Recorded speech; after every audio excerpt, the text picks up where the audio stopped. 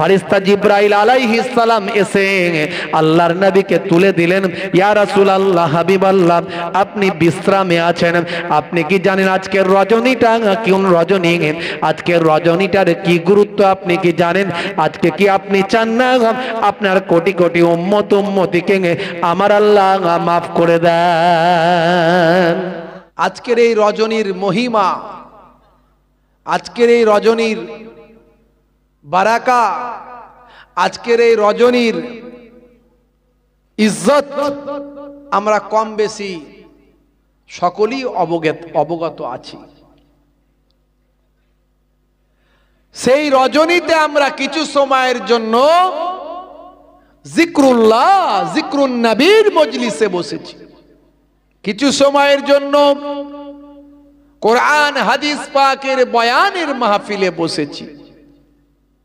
এই বসাটার কত মর্যাদা, এই বসাটার কত দরজা, সেটা দয়ার নবীর কথা থেকে প্রকাশ পায়। হে তরুণ যুবকেরা, হে আমার বন্ধুরা, শুনে রেখে দিন বাবা, জেনে রেখে দেন হে মুসলমান, আমার আপনার নবী আখিরি জামানার পয়গম্বর, জগতের শেষ নবী জনাবে মুহাম্মদুর রাসূলুল্লাহ সাল্লাল্লাহু আলাইহি ওয়াসাল্লাম, দো জাহানের বাদশাহ হাবিবুল্লাহ আজকের এই পাক মাহফিল সম্পর্কে কি বললেন শুনে রেখে দেন, জেনে রেখে দেন। হে তরুণ যুবকেরা, আল্লাহর নবী বললেন, হে দুনিয়ার মানুষ শোনো, তাদারিসুল ইলম, ইলমের দার্স নাও, ফিল লাইল, রাতের বেলা, সাতান, 1 ঘন্টা, 1 ঘন্টা যদি ইলমের দার্স নিতে পারো, তাফসীরের বয়ান, হাদিসের বয়ান, মাসলা মাসাইলের বয়ান, কোরআন হাদিসের জ্ঞান যদি 1 ঘন্টা তালিম নিতে পারো, তালিমের মতো যদি তালিম হয়, ওয়াজের মতো যদি ওয়াজ হয়, বক্তা বলার মতো বলতে পারে, শ্রোতা শোনার মতো শুনতে পারে।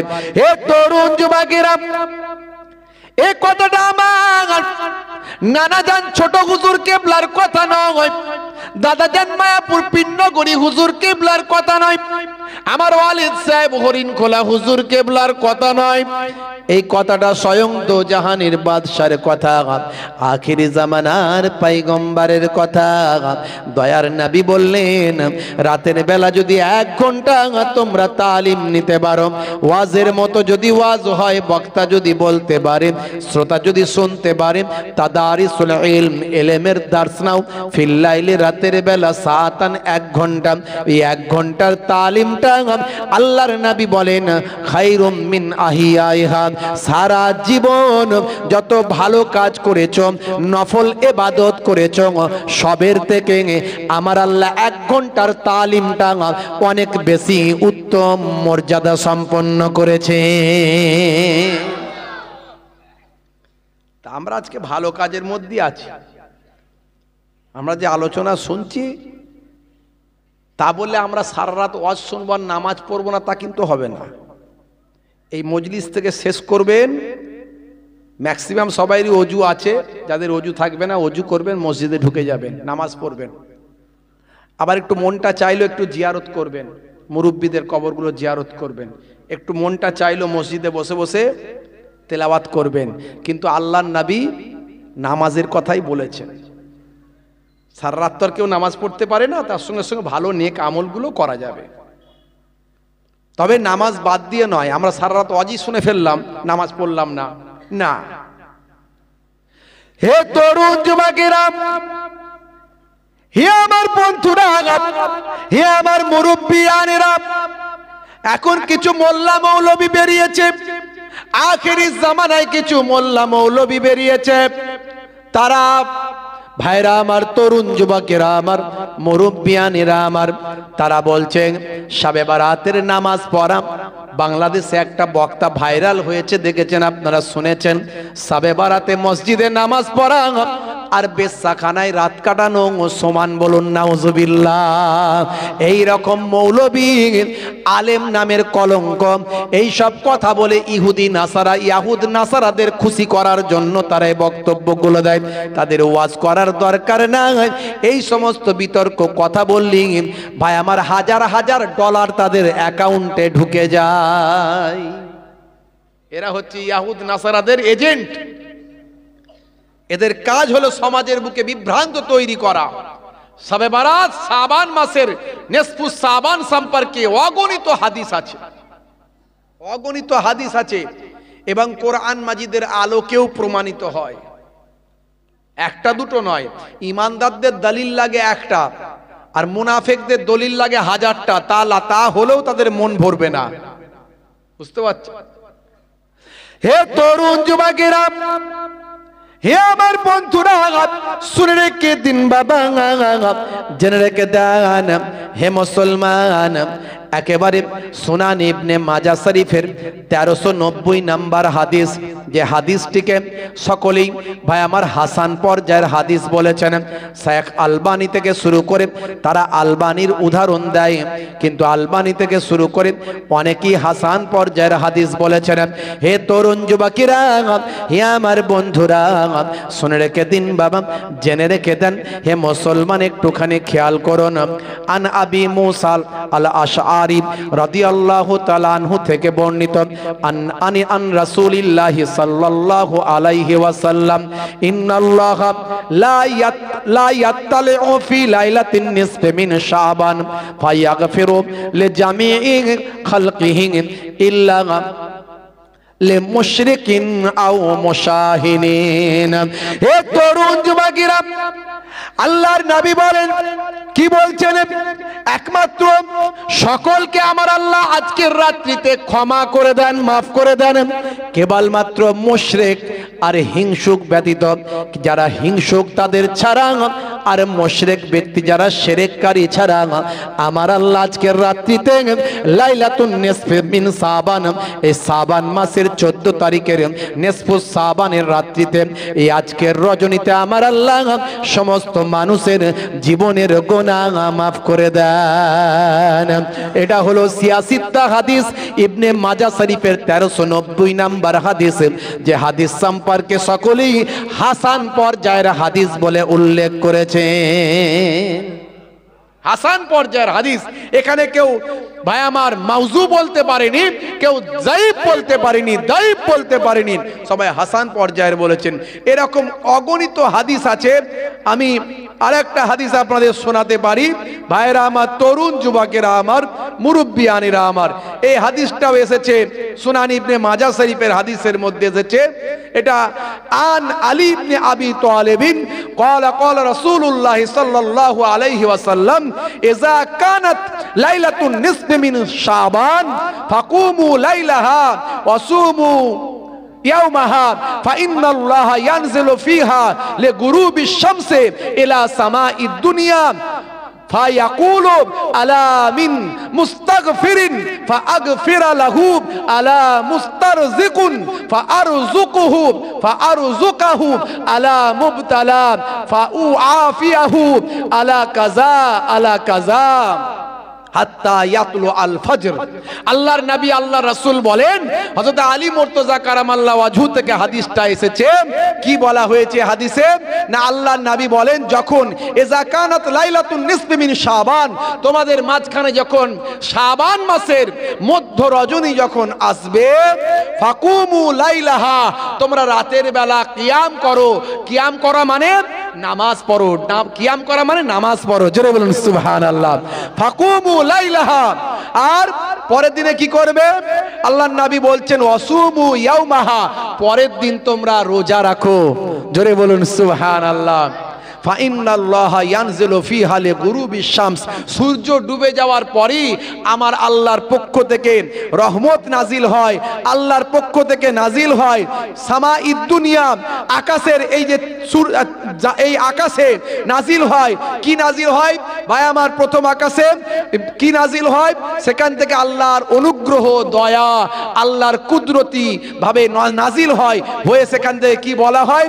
ফায়াকুলু আলা মিন মুস্তাগফিরিন, কে আছো, কে আছো ইস্তেগফার করতে চাও, কে আছো ক্ষমা প্রার্থনা করতে চাও, ফাআগফিরা লাহু, আমি আল্লাহ তাকে ক্ষমা করে দেব। জোরে হবে না? আমি আল্লাহ তাকে ক্ষমা করে দেব। আলা মুস্তারজিকুন, কে আছো রিজিক প্রার্থনা করো, রুজি রুটির তালাশ করো, কে আছো ফাআরযুকাহু, আমি আল্লাহ তাকে রিজিক দান করব, তার রুজি রুটির ব্যবস্থা করে দেব।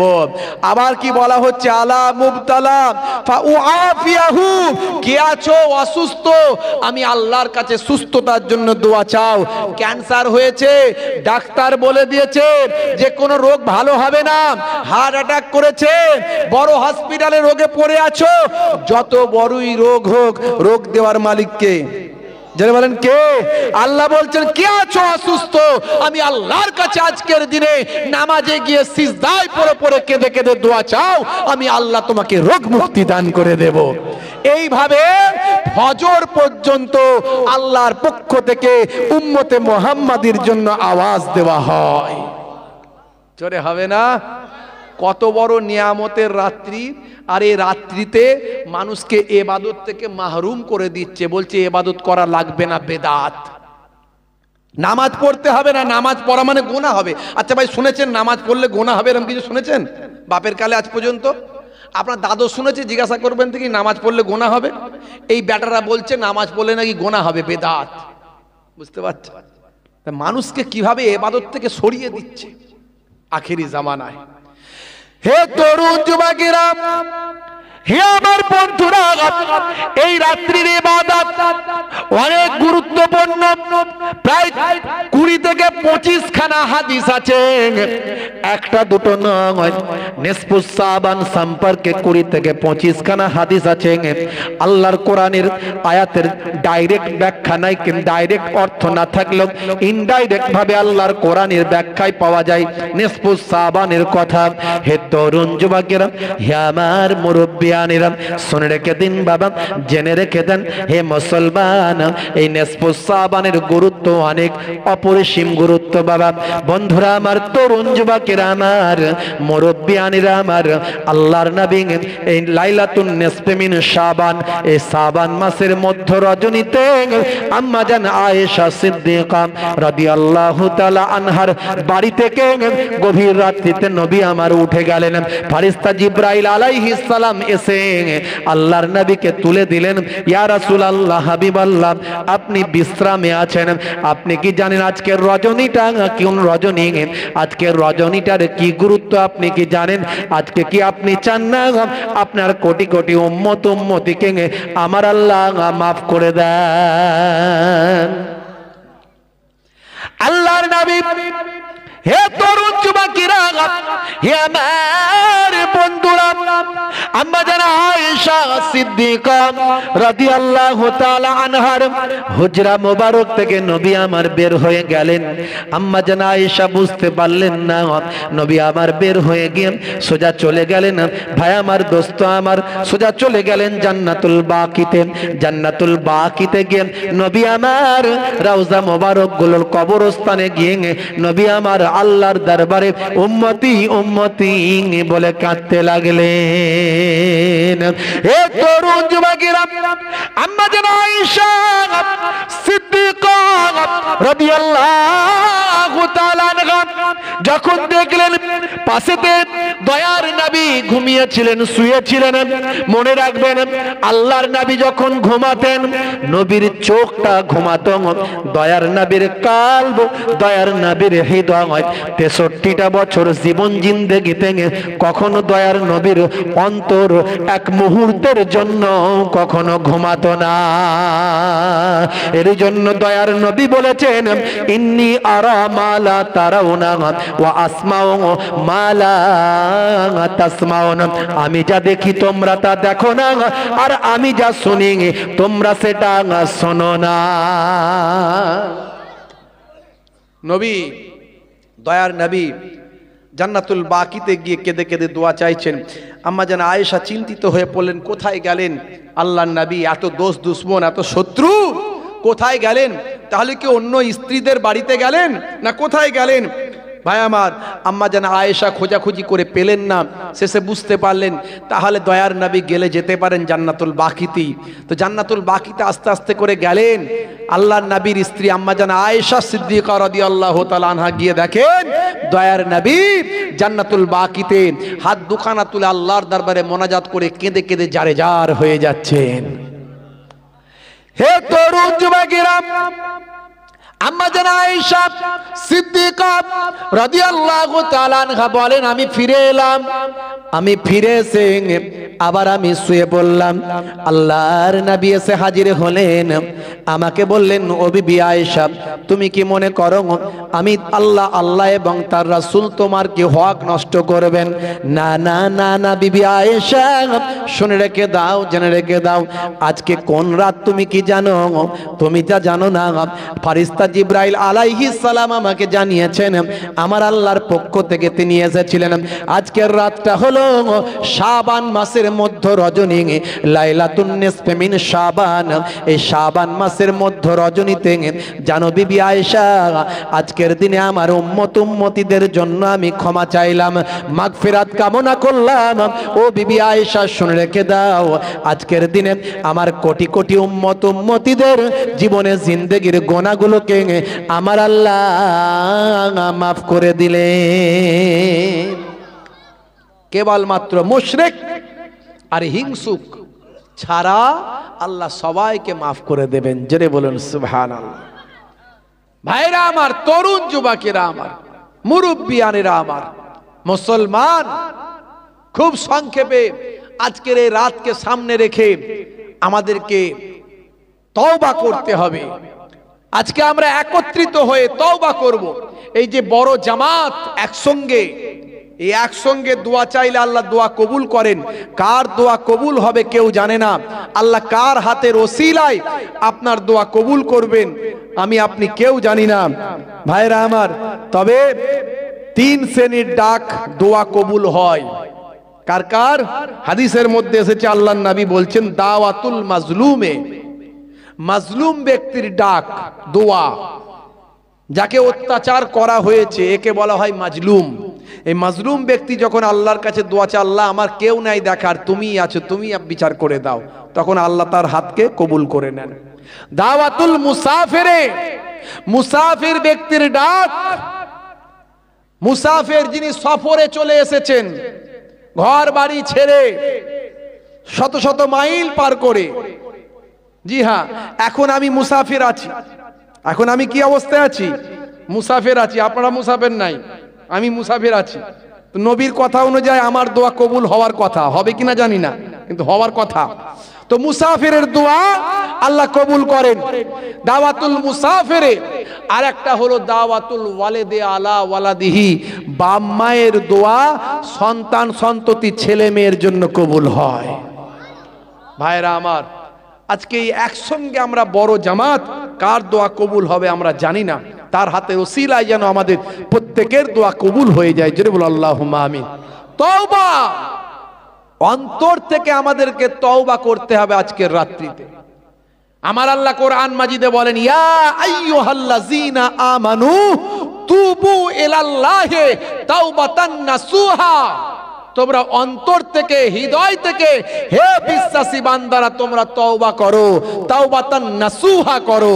তাওবাতান নাসুহা যখন করা হয়, হৃদয় থেকে যখন তওবা করা হয়, আমার আল্লাহ তার জীবনের গুনাহ মাফ করে দেন। জোরে হবে না? হে তরুণ যুবকেরা, হে আমার বন্ধুরা, শুনে রেখে দিন বাবা, জেনে রেখে দেন, হে মুসলমান, আমি দুটো উদাহরণ আপনাদের মাঝখানে দেব।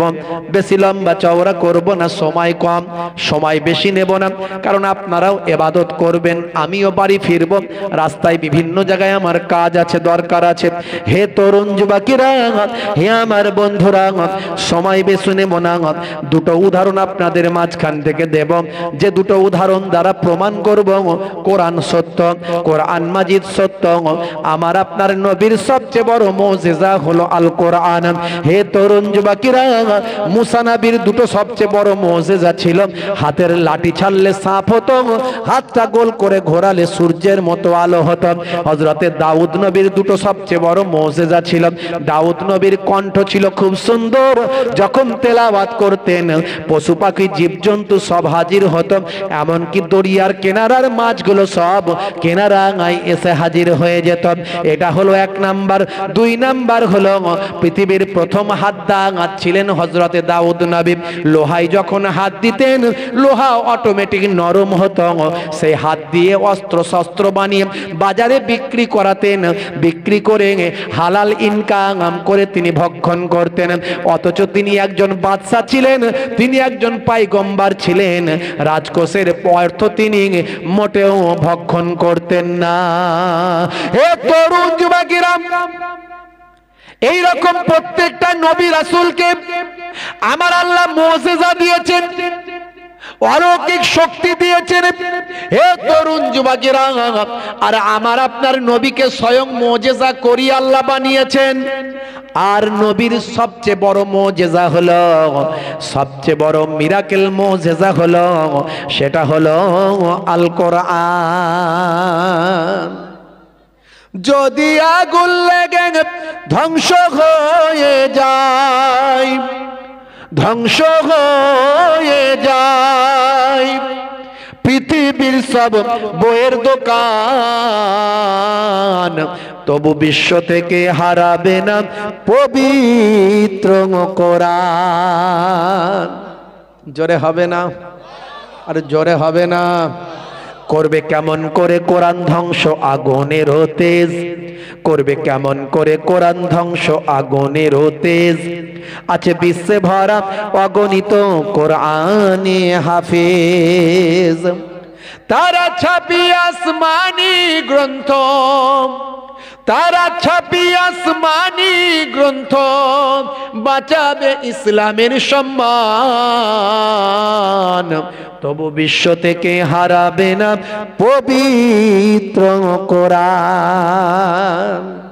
এই কোরআন মাজিদ পৃথিবী থেকে কেউ ধ্বংস করতে পারবে না, কারণ আল্লাহ নিজে চ্যালেঞ্জ করে দিয়েছেন, নাহানু নাযালনা যিকরা ওয়া ইন্না লাহু লাহাফিজুন।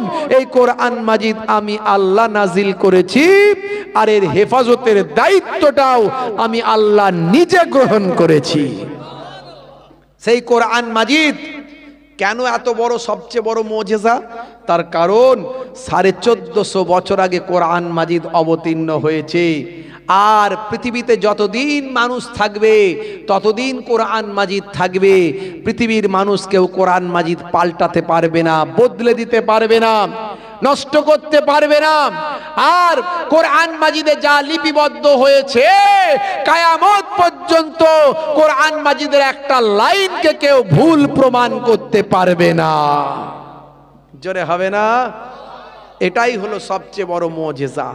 কারণ 1450 বছর আগের কিতাব আজও প্রাসঙ্গিক, আজও বাস্তববাদী, আজও সামঞ্জস্যপূর্ণ, আজও মডার্ন, আজও আধুনিক, আজও বিজ্ঞান সম্মত। জোরে বলুন সুবহানাল্লাহ। দরুদ শরীফ আল্লাহুম্মা। পোকা পড়ে গেছে, একটু হলে ভালো হয়। ওয়া আলা আলিহি।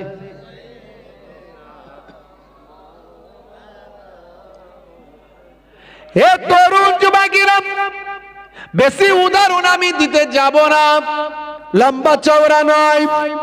হে জওয়ান যুবকেরা, 1450 বছর আগে আল্লাহর কোরআন আপনাকে আমাকে জানিয়েছে, হে পৃথিবীর মানুষ, তোমাকে আমি সব নিয়ামত দান করেছি।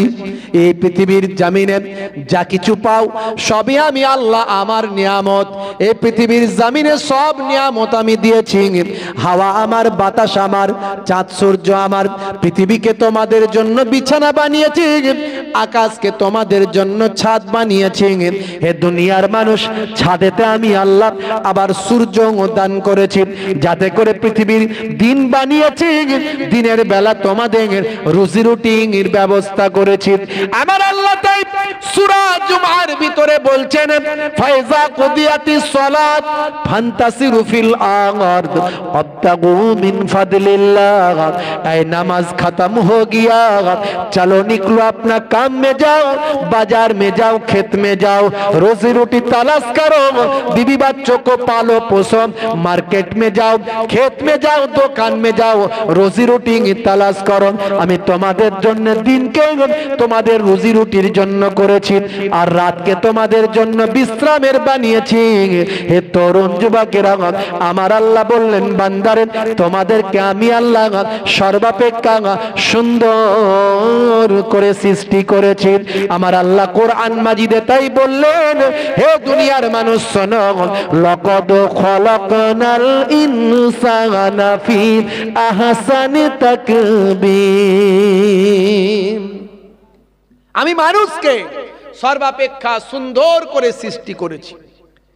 হে তরুণ যুবকেরা, আমার আল্লাহ বলছেন, وَخَلَقْنَاكُمْ أَزْوَاجًا। আমি আল্লাহ সকলকে তোমাদের জোড়ায় জোড়ায় সৃষ্টি করেছি। আমার আল্লাহ পর পর সুন্দর করে বলেছেন, হে দুনিয়ার মানুষ, তোমাদেরকে এক কাতরা নোতফা থেকে তৈরি করেছি মাতৃগর্ভে। আমি আল্লাহ ফারিস্তা দিয়ে তোমাকে তোমার শরীরে রূহ প্রেরণ করেছি। আমি আল্লাহ তোমাকে সুন্দর করে পৃথিবীর শ্রেষ্ঠ বুদ্ধিমান হিসাবে পাঠিয়েছি। লাকাদ কাররামনা বানি আদম। আমি আদমের আওলাদকে সর্বাপেক্ষা সুন্দর বুদ্ধিমান করে পাঠিয়েছি, সর্বাপেক্ষা শ্রেষ্ঠত্ব দান করেছি, সম্মানিত করেছি আদমের আওলাদকে। হে তরুণ যুবকেরা, আমার আল্লাহ বলছেন, হে দুনিয়ার মানুষ শুনে রেখে দাও।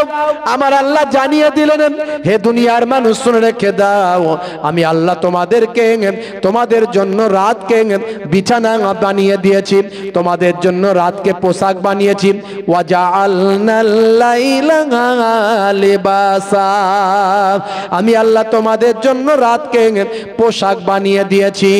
রাতকে আমার আল্লাহ পোশাক বানিয়েছেন, দিনকে আল্লাহ রুজি রুটির বানিয়েছেন, আর নিদ্রাকে ঘুমকে আমার আল্লাহ কি বলছেন, আমি তোমাদের জন্য ঘুমকে বিশ্রামের করে দিয়েছি। হে দুনিয়ার মানুষ শুনে রেখে দাও, তোমাদের জন্য এত নিয়ামত আমি আল্লাহ দিয়েছি, তোমাদের জন্য এত নিয়ামত দিয়েছি, তার বিনিময়ে তোমাদের কাছে একটা জিনিস চেয়েছি। সেটা কি? সেটা হলো তোমরা আমার ইবাদতটা করবে। মা খলাকতুল জিন্না ওয়াল ইনসা ইল্লা লিয়াবুদুন। আমি জিন জাতি এবং মনুষ্য জাতিকে আমার ইবাদত করার জন্য সৃষ্টি করেছি। জোরে বলুন সুবহানাল্লাহ। আর জোরে হবে না? আমি জিন জাতি এবং মনুষ্য জাতিকে আমার ইবাদত করার জন্য সৃষ্টি করেছি।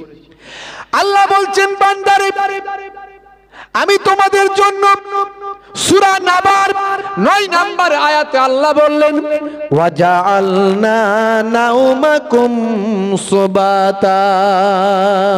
আমি তোমাদের জন্য নিদ্রাকে বিশ্রামদায়ী বানিয়েছি। আমার আল্লাহ বলছেন, ওয়াজআলনান নাহারা মাশা। আর দিনকে করেছি জীবিকা সংগ্রহের জন্য। হে তরুণ যুবকেরা, আমার আল্লাহ একটার পর একটা বলে সূরা রহমানের ভিতরে বললেন, ফাবি আইয়ি আলা'i রাব্বিকুমা তুকাজ্জিবান। আমার কোন নিয়ামতকে তোমরা অস্বীকার করতে পারো?